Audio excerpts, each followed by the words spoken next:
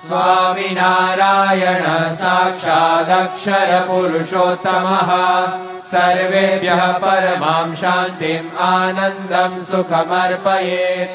देहोऽयं साधनं मुक्तेर्न भोगमात्र साधनम् दुर्लभो नश्वरश्चायं वारं वारं न लभ्यते। लौकिको व्यवहारस्तु देहनिर्वाहहेतुकः नैव स परमं लक्ष्यम् अस्य मनुष्यजन्मनः। नाशाय सर्वदोषाणां ब्रह्मस्थितेरवाप्तये कर्तुम् भगवतो भक्तिम् अस्य देहस्य लम्बनम्। सर्वमिदं हि सत्सङ्गात् लभ्यते निश्चितं जनैः अतः सदैव सत्सङ्गः करणीयो मुमुक्षुभिः।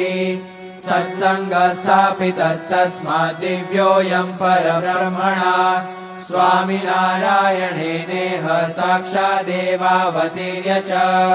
सत्सङ्गस्यास्य विज्ञानं मुमुक्षूणां भवेदिति शास्त्रं सत्सङ्गदीक्षेति सुभाषयाद् विरच्यते।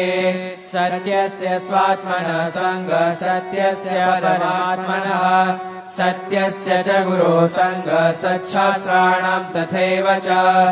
विज्ञातव्यमिदं सत्यं सत्सङ्गस्य हि लक्षणम् कुर्वन्नेवं विधं दिव्यं सत्सङ्गं स्यात् सुखी जनः। दीक्षेति दृढसङ्कल्पः सश्रद्धं निश्चयोचलः सम्यक् समर्पणं प्रीत्या निष्ठाव्रतं दृढाश्रयः। शास्त्रेऽस्मिन् ज्ञापिता स्पष्टम् आग्नोपासनपद्धतिः परमात्मा परब्रह्म सहजानन्ददर्शिता। सत्सङ्गाधिकृतः सर्वे